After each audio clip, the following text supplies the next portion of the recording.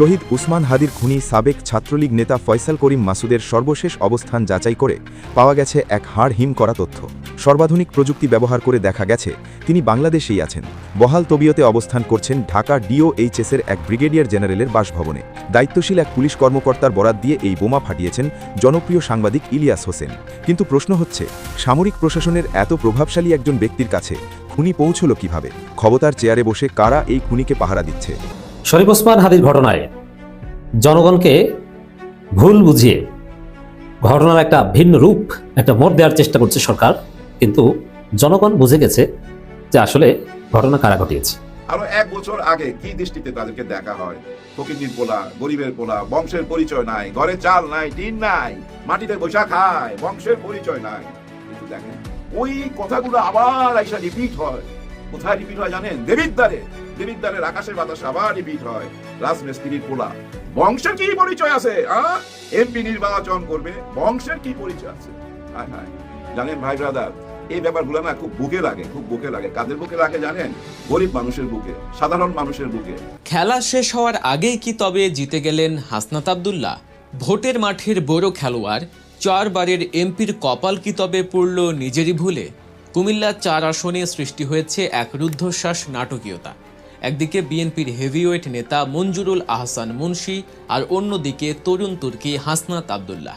আসসালামু আলাইকুম দর্শক, রিসেন্ট আপডেট চ্যানেলের নতুন একটি গুরুত্বপূর্ণ নিউজ ভিডিও নিয়ে আপনাদের মাঝে হাজির হলাম। প্রিয় দর্শক, বাংলাদেশের বর্তমান রাজনৈতিক প্রেক্ষাপট নিয়ে ইতিমধ্যে অনেকগুলো ভিডিওর অংশবিশেষ আপনারা দেখেছেন এবং আশা করি ভিডিও দেখে বুঝতে পেরেছেন আজকের ভিডিওটি কতটি গুরুত্বপূর্ণ এবং আকর্ষণীয় হতে চলেছে। তাই বলছি প্রিয় দর্শক, সবাই ধৈর্য সহকারে পুরো ভিডিওটি দেখবেন। এখনো যারা আমাদের চ্যানেলটি সাবস্ক্রাইব করেননি তাদের সবাইকে বলবো আমাদের চ্যানেলটি সাবস্ক্রাইব করে পাশে থাকা বেল আইকনটি অন করে দিবেন। আর যারা ইতিমধ্যে সাবস্ক্রাইব করেছেন তাদেরকে অসংখ্য ধন্যবাদ। তো প্রিয় দর্শক, চলুন আর কথা বাড়াবো না, একটি লাইক দিয়ে মূল ভিডিওতে যাওয়া যাক। হাদির যে হত্যাকারী ফয়সাল, তাকে ডিওএইচএস এর একজন ব্রিগেডিয়ার জেনারেলের বাসায় রাখা হয়েছে। জুলাই বিপ্লবী শহীদ শরীফ ওসমান হাদির খুনি কে তা আজ আর গোপন নেই। কিন্তু অবিশ্বাস্য হলেও সত্যি, আজ পর্যন্ত সেই খুনি ফয়সাল করিম মাসুদ ধরা পড়েনি। বরং সময় যত গড়াচ্ছে তত তার অবস্থান নিয়ে ধোঁয়াশা বাড়ছে। শুধু সোশ্যাল মিডিয়া নয়, একবার এক তথ্য দিচ্ছে খোদ প্রশাসনের কর্মকর্তারাই। তবে হাদির খুনির অবস্থান নিয়ে সর্বশেষ যে তথ্য পাওয়া গেছে তা শুনলে রীতিমতো আঁতকে উঠবেন প্রিয় দর্শক। কারণ খুনি এমন এক জায়গায় সুরক্ষিত আছে যেখানে শুধু রাষ্ট্রের প্রভাবশালী ব্যক্তিরাই আশ্রয় পায়। আজ আমরা জানব হাদির হত্যাকারীকে কোথায় লুকিয়ে রাখা হয়েছে আর কারা তাকে বাঁচাতে মূল কালপ্রিটের ভূমিকা পালন করছে। আজ আমরা টেনে খুলে ফেলব সেই ভয়ঙ্কর বেঈমানদের মুখোশ। হাদি হত্যাকাণ্ডের রহস্যময় ঘটনা প্রবাহ জানতে ভিডিওটি শেষ পর্যন্ত দেখুন। শহীদ উসমান হাদির খুনি সাবেক ছাত্রলীগ নেতা ফয়সাল করিম মাসুদের সর্বশেষ অবস্থান যাচাই করে পাওয়া গেছে এক হাড় হিম করা তথ্য। সর্বাধুনিক প্রযুক্তি ব্যবহার করে দেখা গেছে তিনি বাংলাদেশেই আছেন। বহাল তবিয়তে অবস্থান করছেন ঢাকা ডিওএইচএসের এক ব্রিগেডিয়ার জেনারেলের বাসভবনে। দায়িত্বশীল এক পুলিশ কর্মকর্তার বরাত দিয়ে এই বোমা ফাটিয়েছেন জনপ্রিয় সাংবাদিক ইলিয়াস হোসেন। কিন্তু প্রশ্ন হচ্ছে, সামরিক প্রশাসনের এত প্রভাবশালী একজন ব্যক্তির কাছে খুনি পৌঁছল কিভাবে? ক্ষমতার চেয়ারে বসে কারা এই খুনিকে পাহারা দিচ্ছে? হাদিকে যখন রাজপথে গুলি করা হয় তখন সেই দৃশ্য কাঁপিয়ে দিয়েছিল পুরো দেশকে। ভিডিও ফুটেজ আর পুলিশি তদন্তে ফয়সালের চেহারা স্পষ্টভাবে উঠে এসেছিল। সেদিনের সেই নির্মমতার পর খুনি ফয়সাল আত্মগোপনে চলে যায়। কিন্তু ডিজিটাল যুগে অপরাধীর পায়ের ছাপ লুকোনো সম্ভব নয়। তদন্তকারী কর্মকর্তারা ফয়সালের লোকেশন ট্র্যাক করেছেন, আর সেই লোকেশন সরাসরি নির্দেশ করছে ঢাকা ডিওএইচএসের একজন জাদরেল ব্রিগেডিয়ার জেনারেলের বাসভবনকে। যখন পুলিশ কর্মকর্তারা নিশ্চিত হলেন যে হাদির খুনি সেই ব্রিগেডিয়ার জেনারেলের বাসাতেই আছে, তখন তারা সেখানে অভিযানের প্রস্তুতি নেন। কিন্তু এই পর্যায়ে শুরু হয় আসল নাটক। রাষ্ট্রের উচ্চপদস্থ সেই কর্মকর্তার বাসভবনে পুলিশকে ঢুকতে বাধা দেওয়া হয় ওপর মহল থেকে। খুনি ভেতরে আছে জানার পরও প্রশাসন তাকে ধরতে পারেনি, কারণ ওপরতলার নির্দেশ ছিল নো এন্ট্রি। প্রশ্ন জাগে, একজন শহীদ জুলাই যোদ্ধার খুনির সাথে একজন ব্রিগেডিয়ার জেনারেলের কিসের সম্পর্ক? পরবর্তীতে কি তাকে সেখান থেকে নিরাপদে সরিয়ে দেওয়া হয়েছে? এই জবাবদিহিতা আজ জনগণের দাবি। যারা আজ জুলাই বিপ্লবের কথা বলে উপদেষ্টা হয়েছেন তাদের নাকের ডগায় এই খুনিরা ঘুরে বেড়াচ্ছে। একদিকে জুলাইয়ের শহীদদের নিয়ে শোক প্রকাশ করা হচ্ছে, অন্যদিকে তাদের খুনিদের ভিআইপি প্রোটোকল দিয়ে লুকিয়ে রাখা হচ্ছে। প্রশাসনের ভেতরে থাকা ফ্যাসিবাদের এই দোসররা এখনও কতটা শক্তিশালী যে তারা একজন চিহ্নিত খুনিকে প্রশাসনের ধরাছোঁয়ার বাইরে রাখতে পারে? এটি কি জুলাই চেতনার সাথে চরম বেইমানি নয়? রাষ্ট্র যখন খুনিদের পাহারা দেয় তখন মানুষ বাধ্য হয়ে আইন নিজের হাতে তুলে নিতে চায়, আর তখন সেটাকেই আবার বলা হয় মব। কিন্তু নীতি নির্ধারকদের বোঝা উচিত সাধারণ মানুষ কেন ক্ষিপ্ত হচ্ছে। যখনই এই সত্যগুলো তুলে ধরা হচ্ছে তখনই ফেসবুক পেজ আর ইউটিউব চ্যানেলের বিরুদ্ধে ষড়যন্ত্র শুরু হচ্ছে। যারা হাদি হত্যার বিচার চাইছে তাদের বলা হচ্ছে বিশৃঙ্খলা সৃষ্টিকারী। অভিযোগ তোলা হচ্ছে যে নির্দিষ্ট কিছু পেজ বা চ্যানেল দেশে অস্থিতিশীলতা তৈরি করছে। কিন্তু প্রশ্ন হলো, সত্য বলা কি অপরাধ? যারা রাষ্ট্র ও প্রশাসনের এই অসঙ্গতিগুলো সামনে আনছেন তাদের কণ্ঠ রোধ করার চেষ্টা করা কখনোই ভালো ফল বয়ে আনবে না বলে মন্তব্য করেছেন রাজনৈতিক বিশ্লেষকেরা। অন্তর্বর্তীকালীন সরকার আসার পর মানুষ আশা করেছিল খুনিরা ডান্ডা বেড়ি পরে কাঠগড়ায় দাঁড়াবে, কিন্তু বাস্তবে কি দেখা যাচ্ছে? নদী থেকে একের পর এক অজ্ঞাত লাশ উদ্ধার হচ্ছে, আর হাদির মতো জনপ্রিয় তরুণ নেতার খুনিরা ব্রিগেডিয়ার জেনারেলের বাসায় আতিথেয়তা পাচ্ছে। এমন পরিস্থিতিতে নিজেদের প্রতারিত ভাবছে সাধারণ মানুষ। বাস্তবতা হচ্ছে, হাদির খুনিরা আছে আমাদের নাকের ডগাতেই, অথচ ইনকিলাব মঞ্চের মুখপাত্র ও ঢাকা ৮ আসনের সম্ভাব্য প্রার্থী হাদি গুলিবিদ্ধ হওয়ার পর থেকেই ফয়সালের অবস্থান সম্পর্কে বিভ্রান্তিকর তথ্য ছড়ানো হয়েছে। হাদি গত বছরের 12ই ডিসেম্বর ঢাকার পুরানা পল্টনের বক্স কালভার্ট রোডে গুলিবিদ্ধ হন। এর পরপরই সোশ্যাল মিডিয়ায় ছড়িয়ে যায় ময়মনসিংহের হালুয়াঘাট সীমান্ত দিয়ে ভারতে পালিয়েছে হাদির হত্যাকারী ফয়সাল ও আলমগীর। আবার কেউ কেউ বলেন তারা সিলেট সীমান্ত দিয়ে পালিয়েছে। এমনকি ফয়সালকে সীমান্ত পার করে দেওয়ার অপরাধে দুজনকে গ্রেফতার করে রিমান্ডেও নেয় পুলিশ। পুলিশের পক্ষ থেকে এটাও জানানো হয় যে ফয়সাল ভারতের মহারাষ্ট্রে অবস্থান করছে, যা মোবাইল ট্র্যাকিংয়ের মাধ্যমে জানা গেছে। বাংলাদেশের আইন শৃঙ্খলা বাহিনী প্রথমে জানিয়েছিল সন্দেহভাজনরা ভারতের দিকে পালিয়ে যেতে পারে, কিন্তু নির্দিষ্ট প্রমাণ বা স্থানে পৌঁছানোর নিশ্চয়তা নেই। এর সপ্তাহখানেক পরই আবার তথ্য বদলে যায়। 21 ডিসেম্বর এক সংবাদ সম্মেলনে পুলিশের অতিরিক্ত মহাপরিদর্শক খন্দকার রফিকুল ইসলাম বলেন, ফয়সাল করিম বাংলাদেশের সীমান্ত পার হয়ে গেছেন কিনা নাকি দেশে আছেন এ বিষয়ে সুনির্দিষ্ট তথ্য নেই। পুলিশ প্রশাসন স্পষ্টভাবে কিছু জানে না বলে জানিয়ে দেন তিনি। তবে জনগণকে এক ধরনের সান্ত্বনা দিয়ে বলেন, তদন্তকারী কর্মকর্তারা সর্বোচ্চ চেষ্টা করছেন, অপরাধী সম্পর্কে বিভিন্ন তথ্য পাওয়া যাচ্ছে। এর কিছুদিন পর প্রধান অভিযুক্ত ফয়সাল করিম মাসুদ ভিডিওতে এসে নিজ মুখে দাবি করেন তিনি ভারতে নেই, বরং এখন তিনি দুবাইয়ে আছেন। সরকার ও তদন্তকারীদের বিরুদ্ধে নানা অভিযোগ তোলেন তিনি ভিডিওতে। পরবর্তীতে জানানো হয়, হাদি হত্যাকাণ্ডের মূল 2 আসামি ভারতের মেঘালয়ে পালিয়ে গেছেন। তাদের পালাতে সহায়তাকারী 2 ভারতীয় নাগরিক মেঘালয়ে গ্রেপ্তার হয়েছেন। ডিসেম্বরের 28 তারিখ এক সংবাদ সম্মেলনে ডিএমপির অতিরিক্ত কমিশনার এস.এন. মোহাম্মদ নজরুল ইসলাম জানান, মেঘালয় পুলিশের সঙ্গে যোগাযোগ করে বিষয়টি নিশ্চিত হয়েছে ঢাকা মহানগর পুলিশ বা ডিএমপি। কিন্তু সঙ্গে সঙ্গেই মেঘালয় পুলিশ সদর দপ্তরের এক শীর্ষ কর্মকর্তা বাংলাদেশ পুলিশের এ দাবিকে অসত্য এবং পুরোপুরি মিথ্যা বলে মন্তব্য করেন। ওই পুলিশ কর্মকর্তা বলেন, বাংলাদেশ পুলিশের কাছ থেকে কোনো আনুষ্ঠানিক বা অনানুষ্ঠানিক যোগাযোগ করা হয়নি। অভিযুক্ত ব্যক্তিদের কাউকে গারো পাহাড়ে খুঁজে পাওয়া যায়নি এবং কোনো গ্রেপ্তারের ঘটনাও ঘটেনি। ভারতের সীমান্তরক্ষী বাহিনী বিএসএফও একই কথা বলে। সব মিলিয়ে অবস্থা এমন দাঁড়িয়েছে যে ভারত বাংলাদেশ সীমান্ত সম্পর্কিত দাবি নিয়ে কূটনৈতিক উত্তেজনা সৃষ্টি হয়েছে।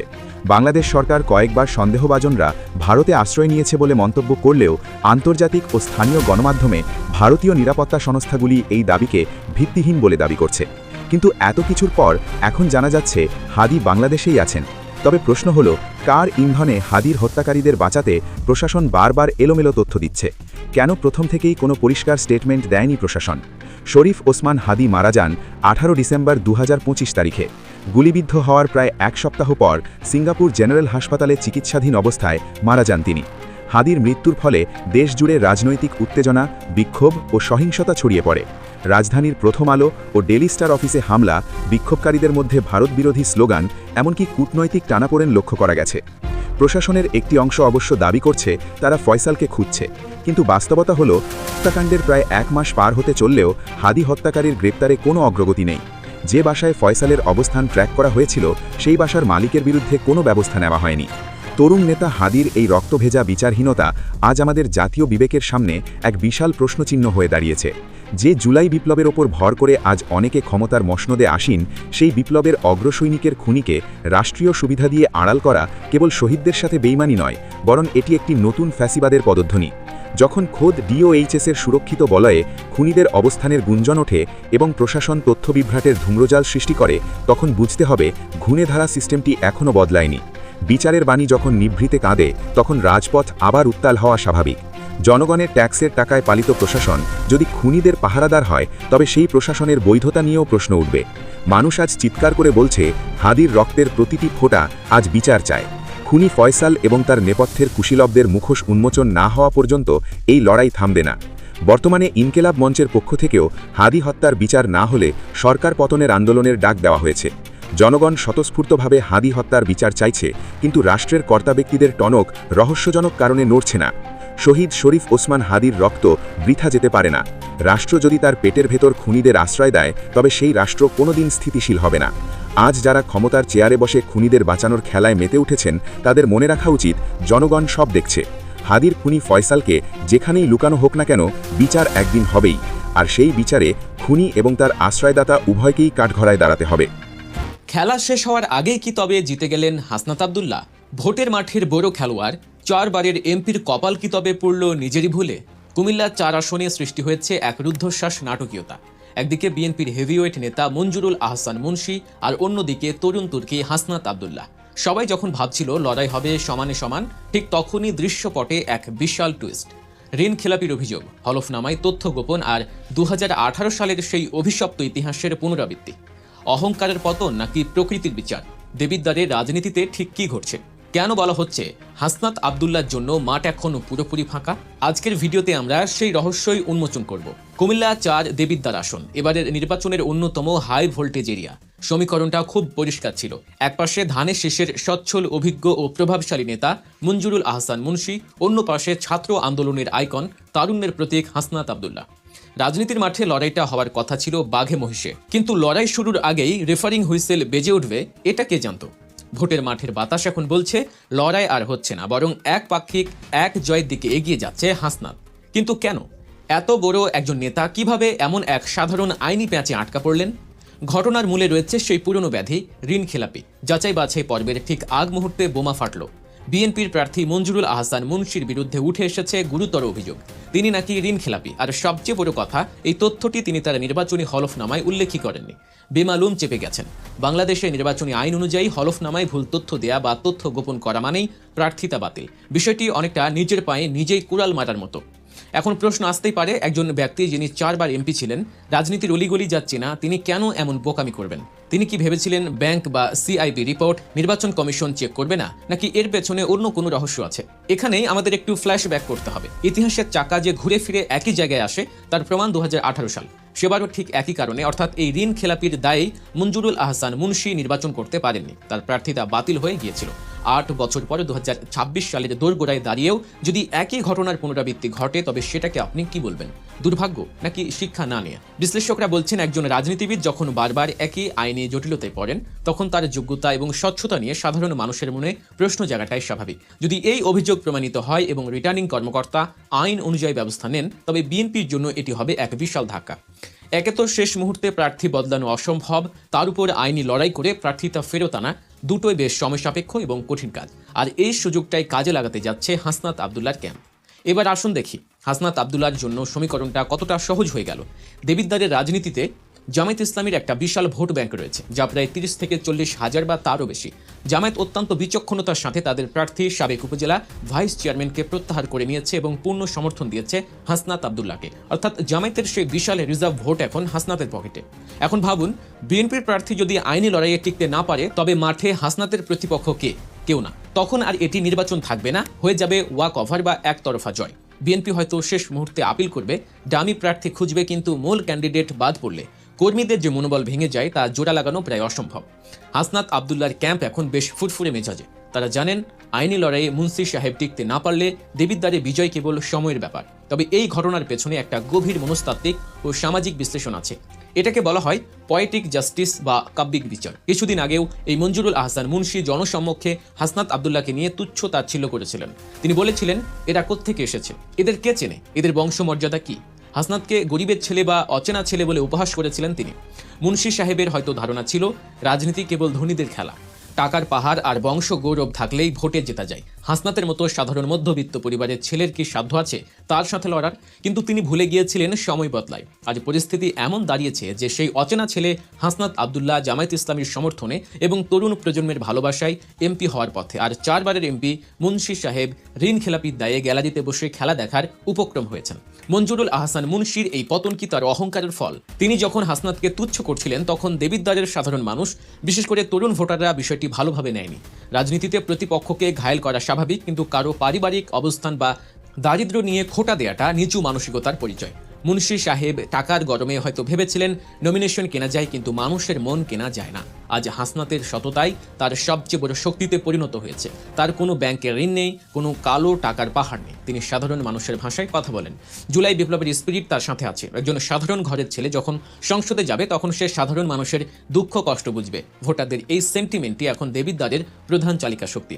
অন্যদিকে মুন্সি সাহেবের টাকার পাহাড় বা ঋণ, এটাই এখন তার পতনের কারণ হয়ে দাঁড়িয়েছে। দেবিদ্বারের রাজনীতি এতদিন ছিল পরিবারতন্ত্র, পেশি শক্তি আর কালো টাকার দখলে। হাসনাতের বিজয় মানে হলো মেধা, যোগ্যতা এবং সততার বিজয়। এটি কেবল দেবিদ্বারের নয়, পুরো বাংলাদেশের রাজনীতির জন্য একটি বার্তা। টাকা দিয়ে আপনি হয়তো অনেক দূর যেতে পারবেন, কিন্তু শেষ পর্যন্ত সততা আর বিনয়ই টিকে থাকে।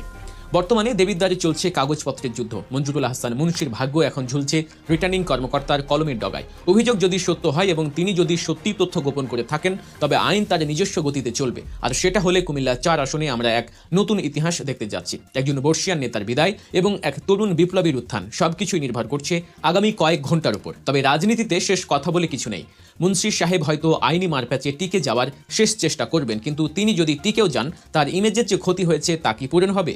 ঋণ খেলাপি ট্যাগ এবং অহংকারী আচরণের কারণে সাধারণ ভোটাররা কি তাকে আগের মতো গ্রহণ করবে, নাকি হাসনাত আবদুল্লার ক্লিন ইমেজ এবং জামায়াতের সম্মিলিত শক্তির কাছে তিনি ভেসে যাবেন?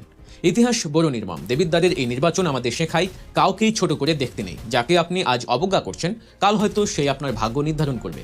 ডেভিড বনাম গলিয়াথের এই লড়াইয়ে গলিয়াথের পতন কি সুনিশ্চিত, নাকি নাটকীয় কোনো মোড় এখনো বাকি আছে? আপনারা কি মনে করেন? মঞ্জুরুল আহসান মুন্সির প্রার্থিতা কি বাতিল হওয়া উচিত? হাসনাত আবদুল্লাহ কি সত্যিই দেবিদ্বারের দিন বদল করতে পারবেন? প্রিয় দর্শক, ইতিমধ্যে আপনারা আমাদের পুরো ভিডিওটি দেখেছেন। ভিডিওটি দেখে কি জানলেন এবং বুঝলেন, অবশ্যই আপনাদের মূল্যবান মতামতটি আমাদের কমেন্ট বক্সে জানাতে ভুলবেন না। এখনো যারা আমাদের চ্যানেলটি সাবস্ক্রাইব করেননি, তাদের সবাইকে বলবো আমাদের চ্যানেলটি সাবস্ক্রাইব করে পাশে থাকা বেল আইকনটি অন করে দিবেন, এরকম নিত্য নতুন প্রতিদিন গরম গরম নিউজ আপডেট পেতে। ধন্যবাদ সবাইকে।